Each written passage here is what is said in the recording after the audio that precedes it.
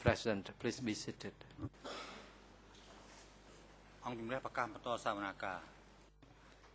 The court is now in session.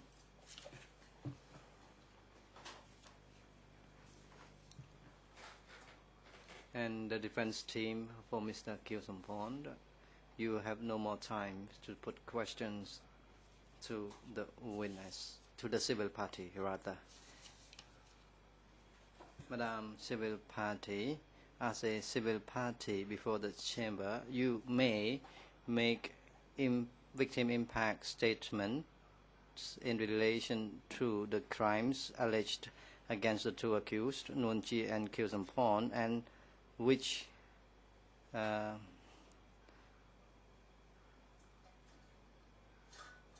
was inflicted on you during the Democratic Cambodia, that is 17 April 1975 up to 6 January 1979. And you may also tell the chamber about the injuries you experienced and underwent in the regime, and you still sustained the injury as of today. And if you wish to do so, you may now proceed to make victim impact statement before the chamber, or you may alternatively put the questions to the accused through the chamber.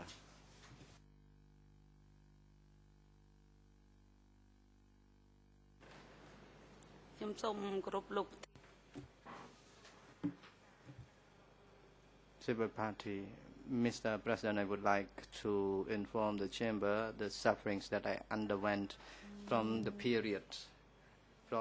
period. I was so painful, particularly when I was forced to get married. I was living, and I lived my life unhappily, and I got married without the consent and agreement from my parents and siblings, and I was so painful as well because I lost my relatives and siblings during the Pol Pot time and Khmer Rouge time. My biological sibling, my elder sister, who took care of the younger siblings, that is feeding the children and taking all of us along with her, died in the period.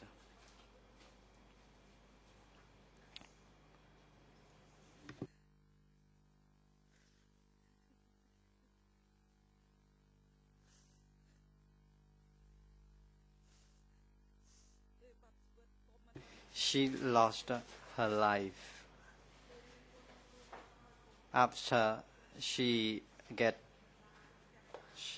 married and had children. All of her 5 children were killed in Kampong Thom. It is so painful.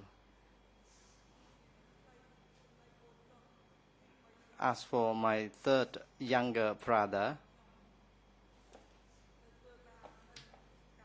he went to work at a cotton plantation, and one day he was called by his friend to cut the coconut trees. At the time, he saw the man and a woman committed moral offense. He ran back to his home and saw his mother and told the mother about the fact that the lady and the man was having sex with one another. And the day after, he was arrested. And at the time, he was arrested with another man, and the man was was trying to help him. All of our siblings and relatives were living in a small house, and we were trying to flee to Kampong Chhnang. We arrived at night, but the day after in the morning, he was arrested and he was tied to the sugar cane plant. He was hit and bitten. My younger brother, was hit and bitten. I could not help him. Later on, my younger brother was thrown into the well. I was trying to ask his whereabouts, but I could not find him. After the regime in 1979, up to the present time, when I am working in the field, I still recall of my younger brother and all my relatives who died in the period. It is so painful to me, Mr. President. After the fall of the regime, what I have had is the pain with me until today. It is unforgettable, the bad experience that I went through. Lastly, I have some questions to put to the accused through the chamber. My question is, why people were made to work like animals? And why weren't they given enough food to eat? Because there was huge production of rice. Another question is, during the Khmer Rouge time, I was living in Phnom Penh. Before the Khmer Rouge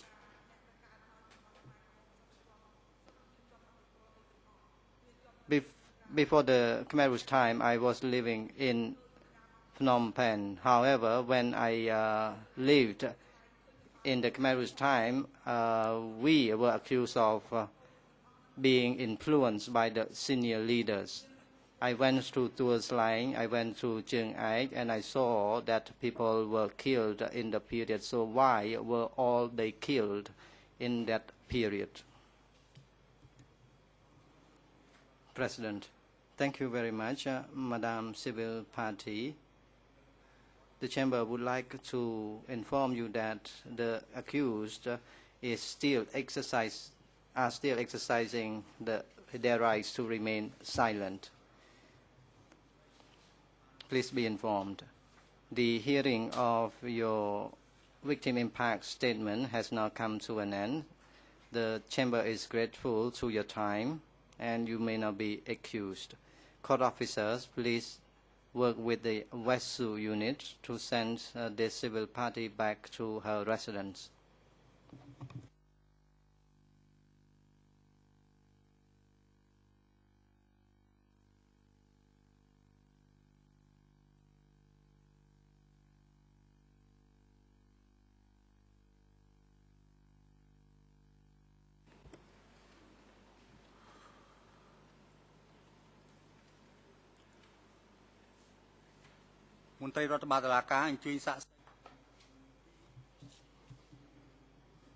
President, court officer, please invite the witness to TCW 914 into the courtroom.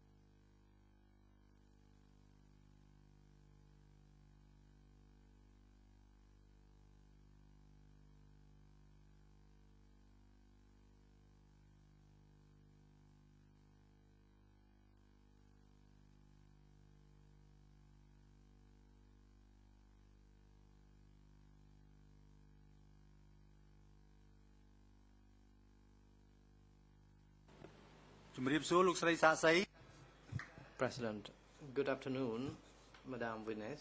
What is your name? Answer. My name is Pan Him. Question.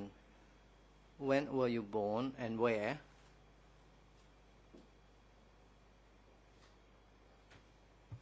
Answer.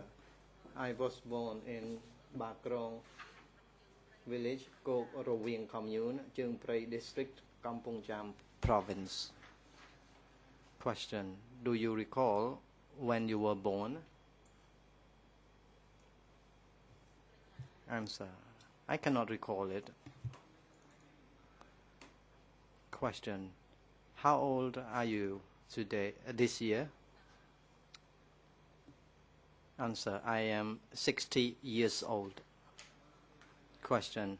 Where are you living now? Answer. I am living in Bakrong village, Kok Roving commune, Cheung Prey district, Kampong Cham province.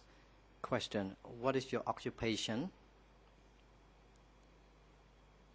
Answer. Nowadays, I am a small vendor and I have a tricycle making a living. Question. What are your parents' names? Answer. My father's name is Freng Sam and my mother's name is Sim Yaim. Question. And what about your husband? What is his name? How many children do you have?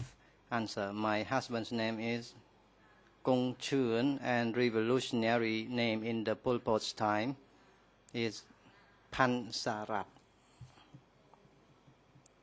I have 6 children and the eldest child died in 2000.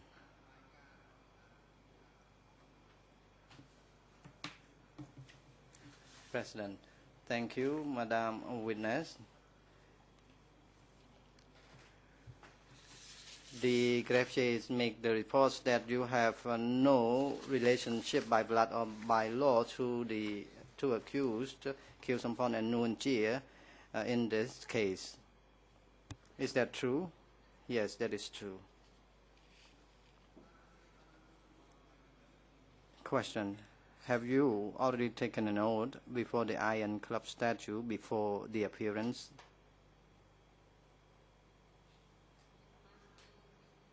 Answer. I took an oath before the Iron Club statute already. Now I am informing you of your rights and obligations as a witness. Your rights. Madam Panhim,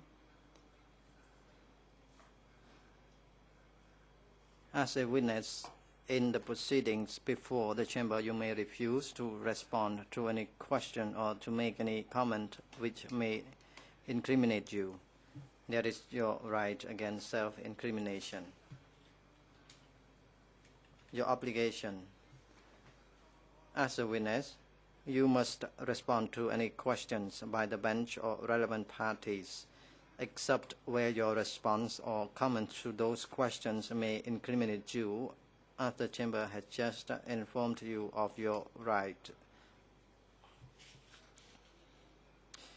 You, as a witness, must tell the truth that you have known, heard, seen, remembered, experienced, or observed directly about an event or occurrence relevant to the questions that the bench or parties pose to you.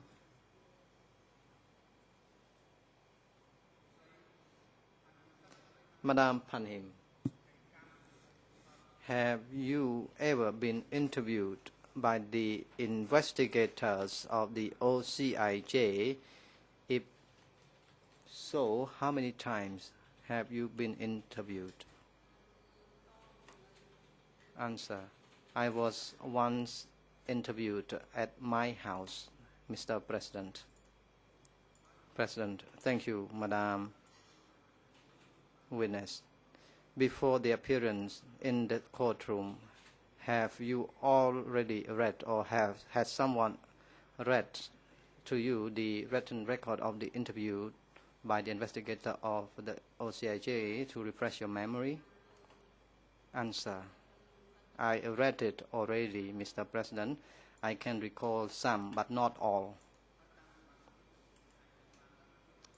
President, to your best knowledge, does the written record or WRI correspond to what you told the investigator at the time?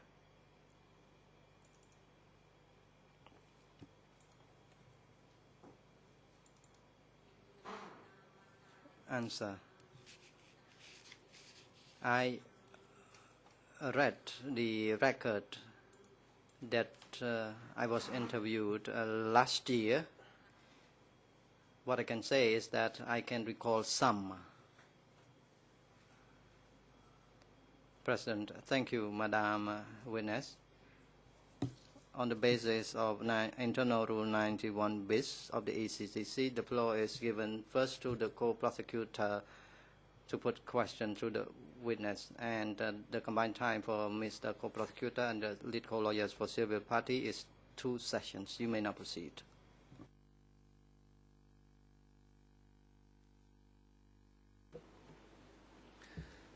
Thank you, Mr. President. Good afternoon, Council. Good afternoon, Madam Witness. I'm from the Co-Prosecutor's Office. I'll be asking you some questions this afternoon. And I wanted to start with some questions just about your background, your positions before and during the Khmer Rouge regime. And with your leave, Mr. President, the DC Kim interview of the witness also includes her Democratic Kampuchea biography. This is a part of E3/9318, E39318, Khmer 0005798 through 58000. It's in Khmer only. With your leave, may I provide the witness's biography to her?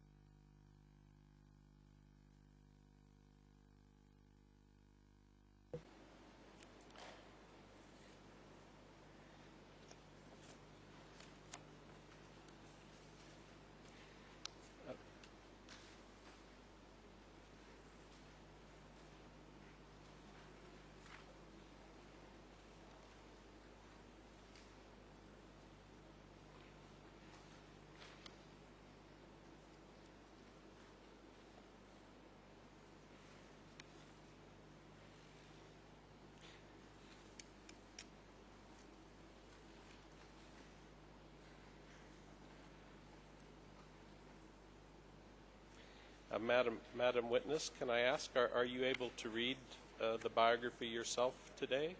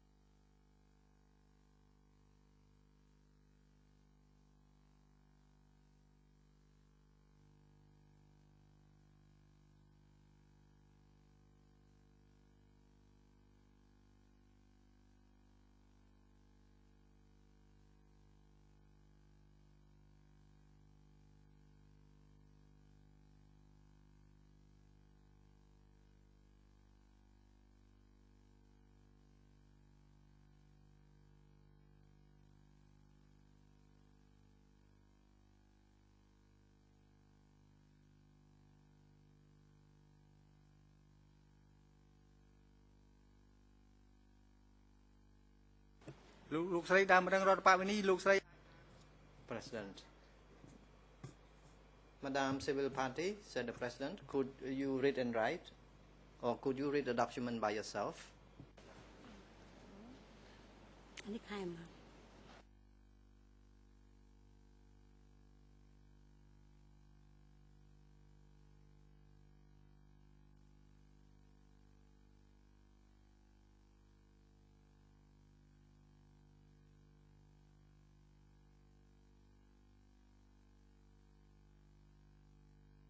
លោកស្រីសាក់សី President, Madam Witness,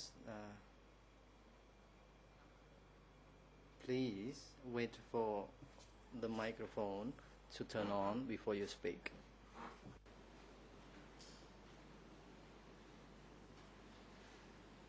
Madam, it's an easy question. Can you read and write? Don't do anything at the moment. Answer the question. Can you read and write? តែមិនសូវបានទេ Answer, I am not good at writing. About reading. Can you read? បានតិចតិចដែរ I can read some. Okay, thank you, Madam Witness. The part of the biography I'd like you to focus on is this chart that's on the second page. This is for the record, Khmer page 000-57998. And there is a list of positions you held starting in 1973 through to October 1977. And you've testified about this in your DC Camp interview.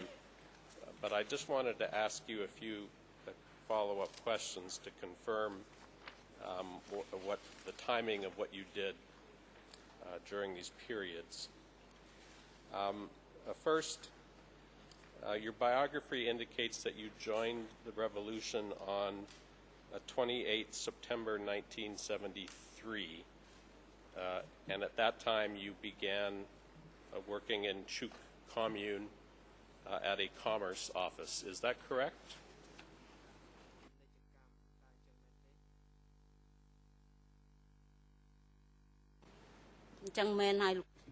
Answer, that is correct.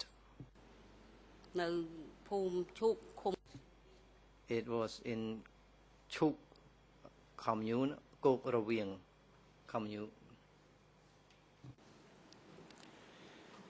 And then if we continue through here, there's an indication, your biography indicates that in January 1975, you were assigned to the military to Battalion 306. Is that consistent with your recollection? Was it January 1975 when you were assigned to a military unit, Battalion 306?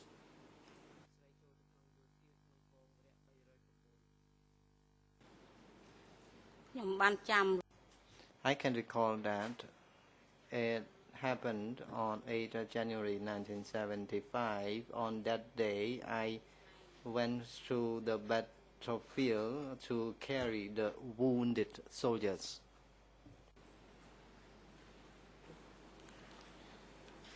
And on the same page, it records your first position after the start of the Khmer Rouge regime, and it indicates that on the 27th of May 1975, you were assigned to the warehouse in the city or municipal commerce.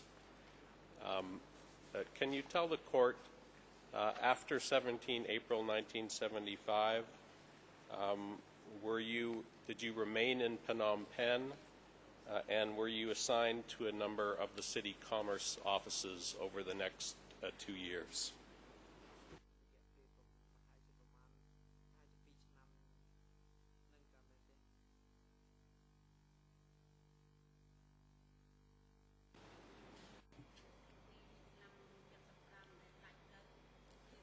After the fall of Phnom Penh in 1975, I was sent to do the cleaning at Psa Thmai. After I cleansed the area and collected all the walls spoiled, I was tasked with I was assigned to take care of the warehouse to supply the food to workers. That happened after 1975. And your biography indicates that in August 1975, you began working at a bakery called the K-19 office, which you've described in your interview. And then what I wanted to ask you about the next position, which is recorded for, it looks like the 23rd of March, 1976, indicates that you were assigned to, again, part of city commerce, something called logistics support. My question to you, can you describe for us where it was that you worked after you left the K-19 bakery? What did you do after leaving the K-19 office?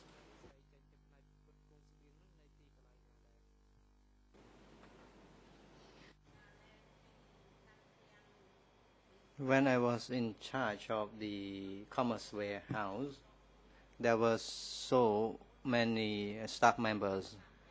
So I was removed to work at a bakery near Stadjazz or Old Stadium. I was there working for a long period of time. Then, because they had no staff to transport and deliver food to the factory workers, I was reassigned to Psa Thmai.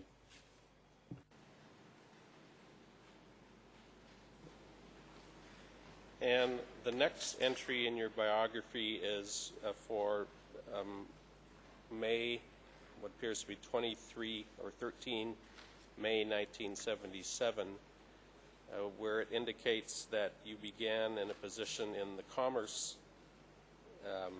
Ministry at Children's Education. You've talked about this in your interview as well. What I wanted to ask you about, you describe in your interview how before being sent to this children's unit, you were sent to a tempering site at Pontchatong for a period. Looking at your biography, are you able to tell us when it was that you were sent to this tempering site in Pontchatong?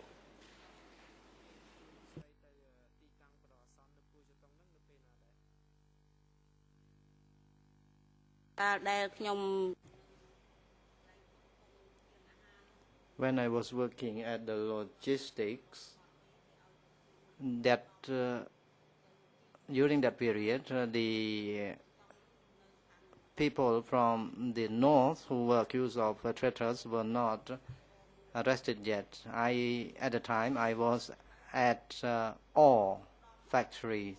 It was a tempering place where I was forced to work day and night, digging canal and building dike. And the dam remains standing today. One day, one vehicle came to pick me up, and the vehicle was closely covered. In fact, it was not the vehicle did not come to pick me up. The vehicle came to collect some other people. The vehicle came very often, and when the driver or the people in the vehicle arrived, those people asked us to cut the vegetable and cook the vegetable for all of us to eat. And some of my colleagues collapsed and fainted after eating the vegetable, the cooked vegetable, and the sick were sent to a hospital. We were accused of poisoning the worker, and I was so doubtful. I had some doubts at the time because I and my colleagues did not poison the workers. These people in the vehicle came very often and called people to board the vehicle, and the vehicle left the place. My colleagues and I were in doubts because we did not know where the people were sent to. One day I asked those guys and that where the people were sent to. We were told that those people were sent to Kan Tuot, Kampong Katuot, and I asked why. They said because they wanted those people to go and see their parents. One day, the vehicle came to collect my colleagues and I, but it was lucky that on that day I was packing my luggage late, so I did not arrive in time because the vehicle was full. And the day after, the vehicle came again, and people from the north were arrested because these people were accused of being traitors. After this arrest, all of us were sent to Sa Thmai. And we were sent to join a criticism session at Sa Cha. And the content of the meeting was about the traitors from the north. And the name Koi Thuan was mentioned. During the meeting, Comrade Theng was asked to stand up and make a speech. Theng made mention that Koi Thuan was a single during the time, and Theng was raped. And the husband of Theng was sent to Kampong Sam. And the Comrade Theng and her husband was allowed to see each other once in a while. One day, the husband of Theng came to visit her, and she cried. The husband asked why. She did not reply and was silent. During the time, Kamai was assigned to conduct surveillance on Theng, and because Mai felt pity on Theng, she told Theng's husband about the rape. Can I stop you for a moment? I will come back because I want to talk about this criticism session and meeting later. Before we get to that, I want to just go back to the period you were at the tempering site for a moment. So this is the tempering site where you were building dams and digging canals near Pochitong. Can you tell us approximately how long were you at this tempering site? How many months were you there?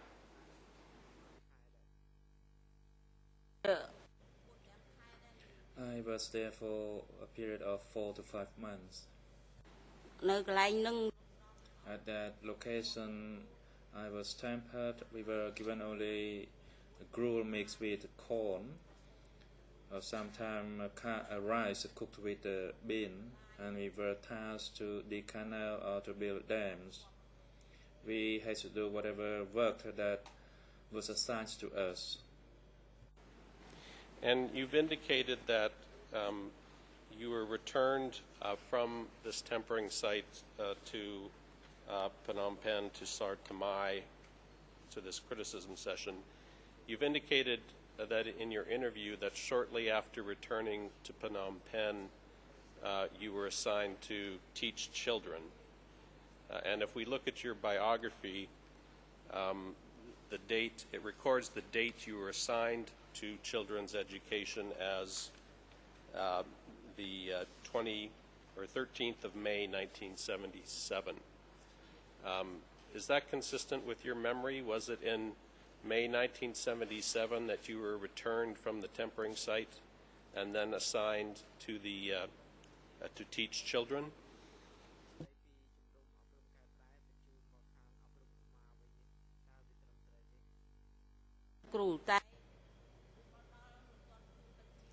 We were not transferred immediately. Before that, we were sent to join the session of denouncing the traitors. We were there for a week. Then we were sent to teach children at Risaikau. And I went there to teach children at Risaikau. The situation was rather quiet at Risaikau, and there were some soldiers from Churuyangwa Bridge who came at night time to steal rice and food from the warehouse. Even if the warehouse was locked, they climbed the wall to steal the rice. And one day they came to our sleeping quarter. They took our scarf, sandals, and kettles. They stole all those things. Since it's quiet, then Angka reassigned us to Tumpung to teach the children again. Okay, thank you. And then the last position that's recorded in your biography is for October 1977, perhaps the 16th of October 1977, when you were assigned to a mobile unit in the Commerce Ministry. You've described the work you did in this mobile unit as being part of a byproduct selection unit. Can you explain to the court, when you were assigned to this unit in October 1977, where did you work? Where were you located?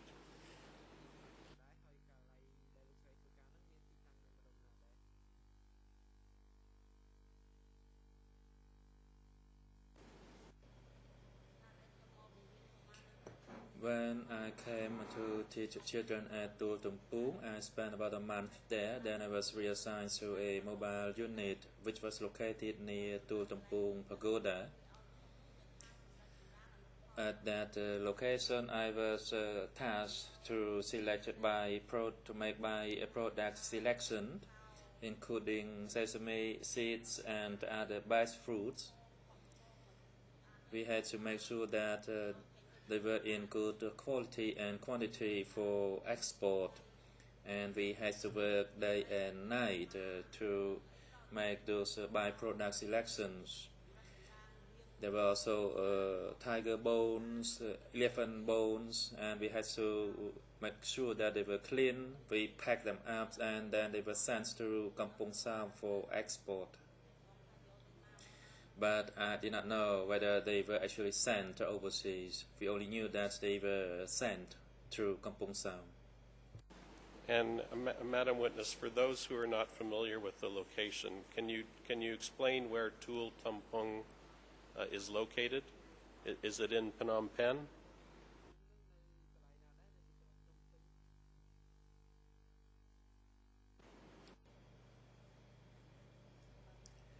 I myself am not that familiar with the location. That is the Tul Tampung. I only knew that we were located to the east part of Tul Tampung Pagoda, that is to reside at those empty houses. Was it in the city of Phnom Penh, Madam Witness, and how far was it from location that you had worked before, as either Sar Tamai or the school where you taught the children?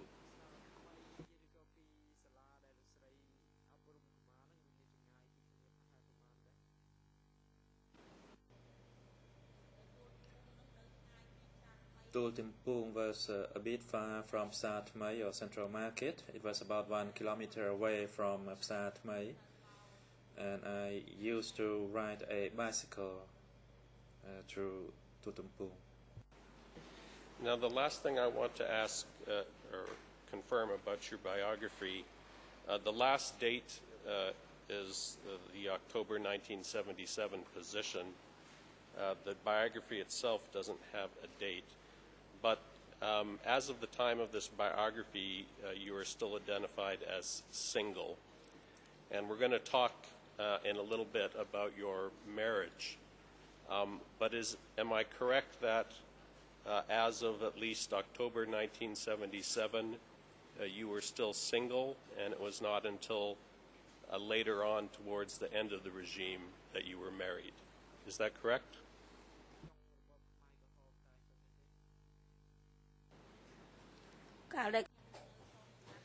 When I was in that mobile unit, it was from 1977 to 78, and by November 78, I got married, and I went to live with my husband at the Ministry of Finance. All right, we'll come back. I'm going to ask you a number of questions about your marriage. I want to ask a few questions about Tul Timpung and the commerce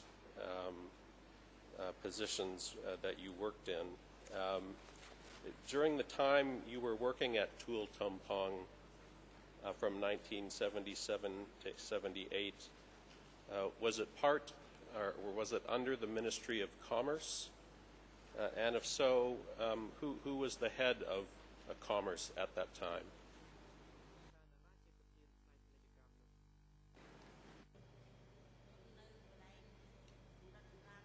I was at the byproduct selection unit in Tul Timpung, and at that time, Ta Hong supervised us. And after I got married, I went to my husband's side, and Ta Rit was superior than Ta Hong. However, he was part of the Ministry of Foreign Affairs or something. He was in charge of the import and export section. But when I was at Tul Timpung, I was at the byproduct selection unit for exporting those goods overseas. And, did you know what Ta Hong's position was?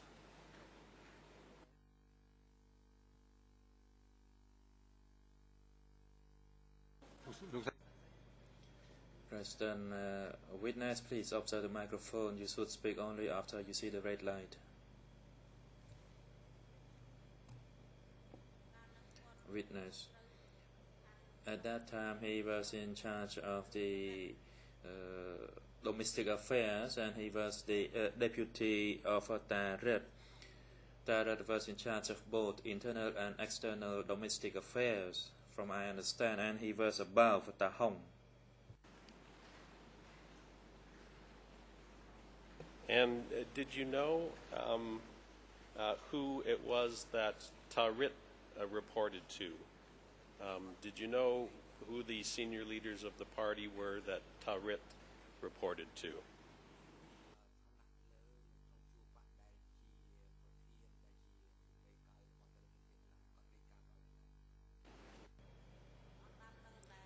I did not know about that. I was an ordinary person, so I did not know to whom he reported. I want to read to you, Madam Witness, some testimony we've heard in this case from a man named Sakim Lamut. He was in the import-export side of commerce as well, a director or deputy director of a foreign trade bank. He testified here on the 31st of May 2012, reference E1/79.1, about 14:33 in the afternoon. he was discussing the commerce reports that were sent from Taurit to Vornvet and Q-Sampon, alias Hem, and this is what he said, quote, "As routines, Commerce Committee had to report to the superiors whose names appear as Bong Vorn and Bong Hem.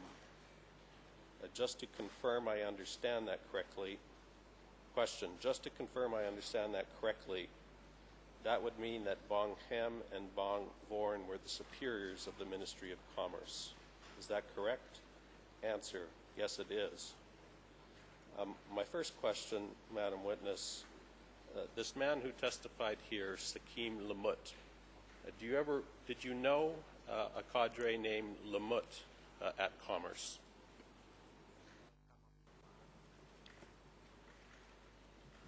Look. President witness, please hold on. And Counsel for Q-Sampon, you have the floor. Thank you, Mr. President. I have no objection to the question if it is clarified well that in the context of this statement, Sakim Lamut was not talking about things that he knew of, but conclusions that he had drawn based on documents that were presented to him during the hearing by investigators of the OCIJ. This is very important to indicate that he didn't have direct knowledge of these facts. He was drawing conclusions. So to present things such that this person allegedly had knowledge of these things at the time is erroneous. Madam Witness, Sakim Lamut, did you ever hear of this person from your husband or while you were at Commerce?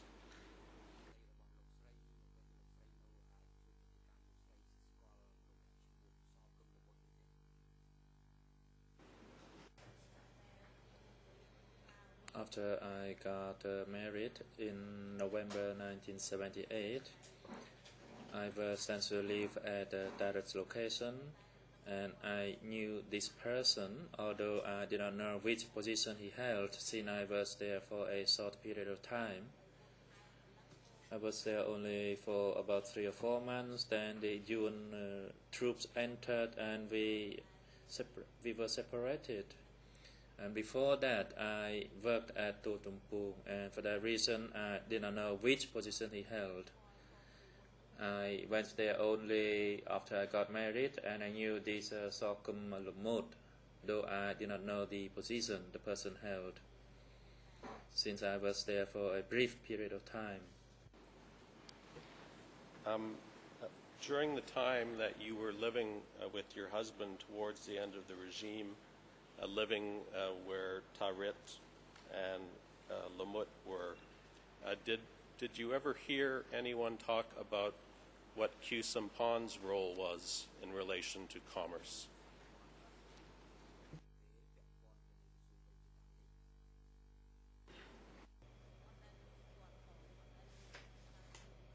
No, I did not know if Q-Sampon had any contact with Taurit in terms of commerce. Do you know whether during the time you worked at Tuol Tumpung, do you know whether Q-Sampon ever visited the warehouses there?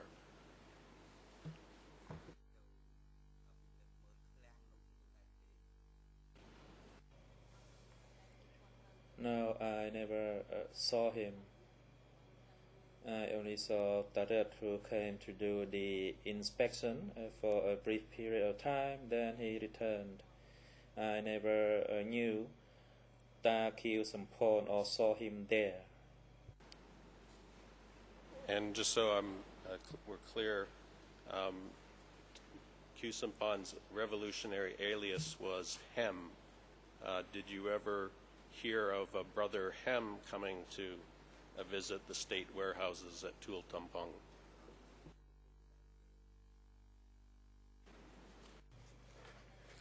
No.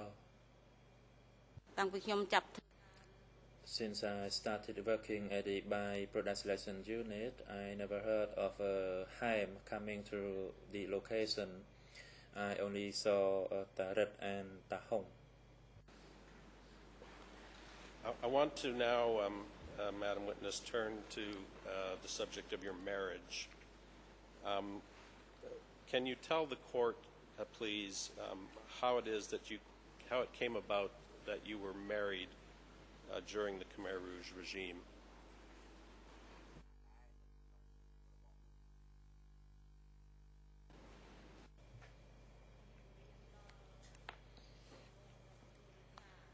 I'd like to talk about my marriage in November 1978.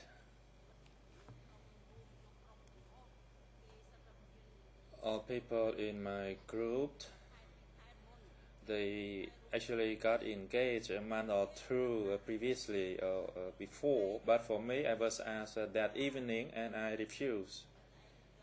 But I was told that despite my refusal, Angkar would assign me to have a husband, and if I violated the disciplines, then I had to be careful with myself.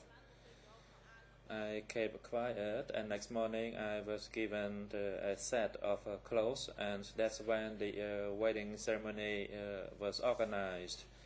There were 21 couples, and I was the last couple. Now, you just indicated, as you did in your interview, that you were told by someone that you were to be married.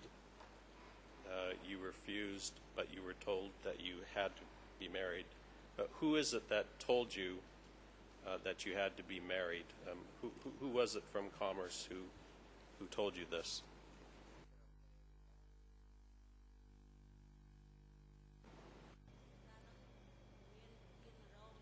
There was a deputy chief, Im, who was from the Ministry of Taret, and this person came to ask me at night, and I refused the proposal because I wanted to serve the party.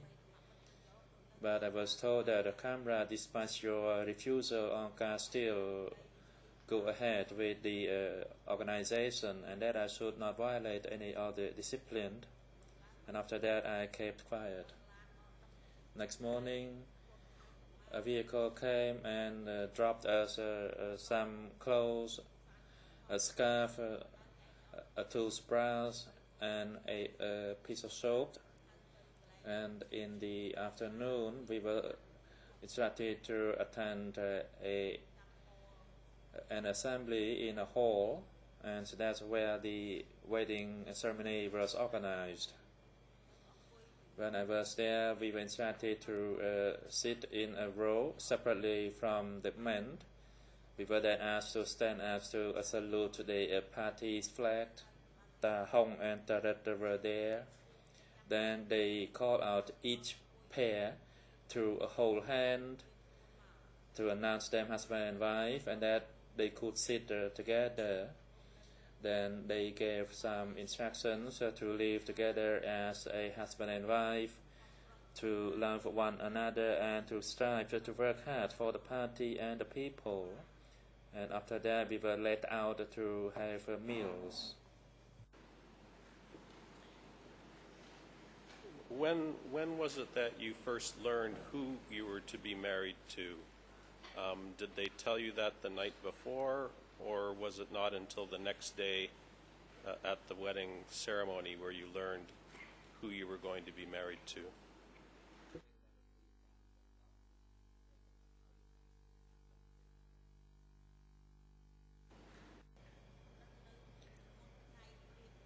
I knew it a day before the wedding ceremony. I was asked in the afternoon, and next day the wedding was organized. And as I said, in the next morning, a vehicle came and some clothes were distributed to us. And before that day, we were told not to work and dress as we would have to involve in the marriage ceremony the next day. And the man that you were told that you were to marry, was this someone that you wanted to marry, someone you knew and loved?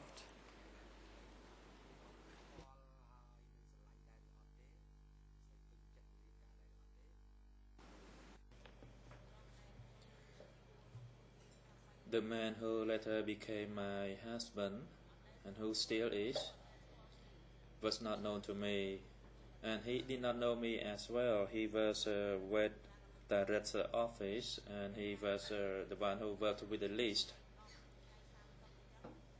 And when we sent for study sessions on the 10th or on the 30th of the month, then I saw him. At that time, a fan's fuse broke, and he was asked to fix it. I saw him, but I did not pay attention to him, because at that time he did not make any proposal to me. Now you've indicated here that you didn't want to get married. You told the deputy chief that you didn't want to get married.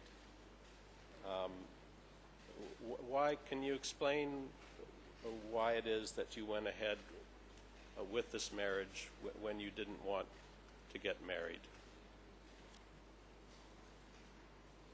You talked about fear of discipline. Can you explain why it is that you went ahead and got married even though you didn't want to?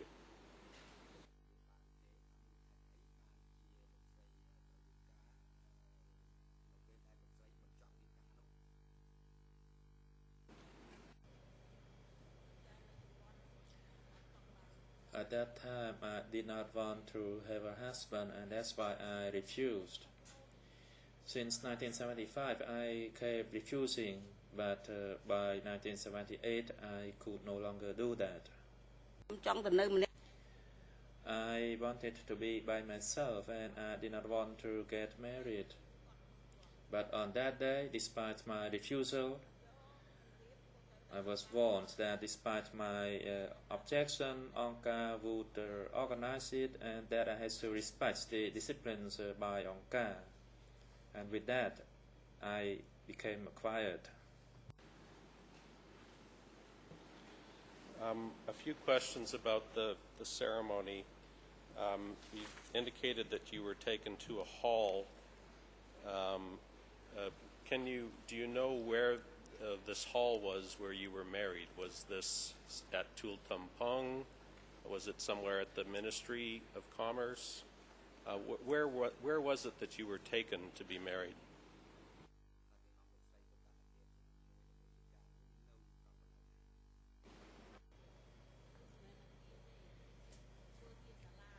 It was like a classroom which was used for study sessions for every 10th and 30th days of the month, because workers were sent for study sessions on every 10th and 30th day of the month.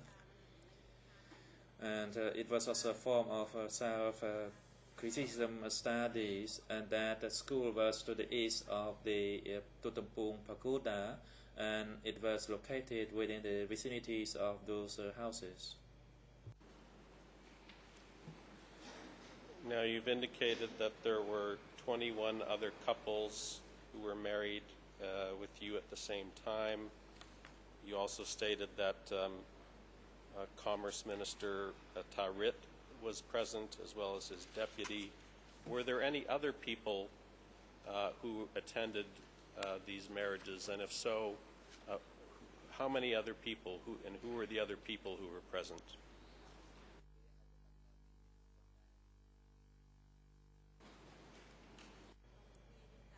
During the wedding ceremony, Ta Hong and Tarat were the dignitaries, since they had leading roles there. Then there were a few unit chiefs for the females who participated in the ceremony as well. Were your parents or any of your relatives present at your wedding?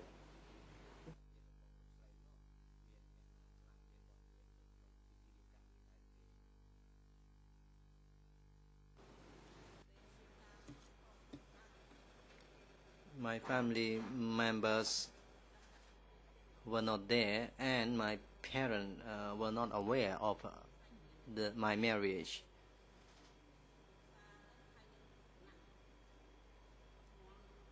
There were the would-be husband and wives together with the organizers of the wedding, Tarit, Ta Hong, and two of our direct supervisors were there.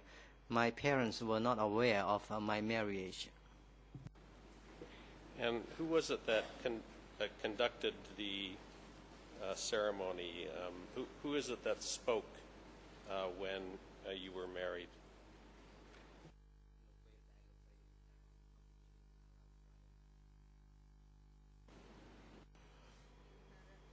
That addressed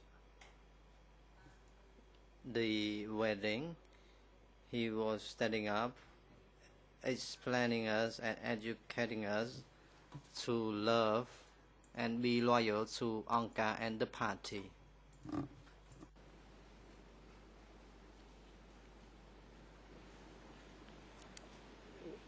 Can you tell us what happened after you were married?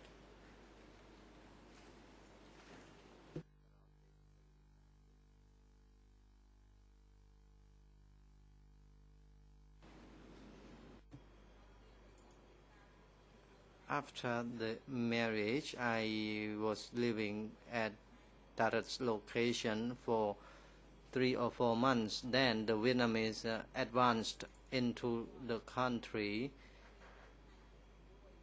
Later on, I was sent to live at the northwest on the 6th day of my marriage.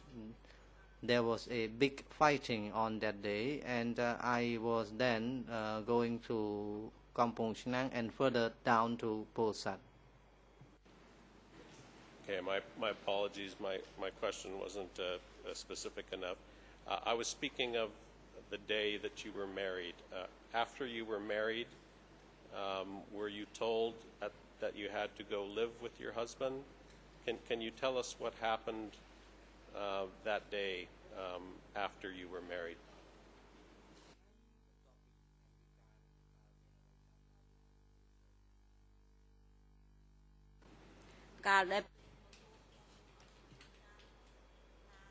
When I was told to get married,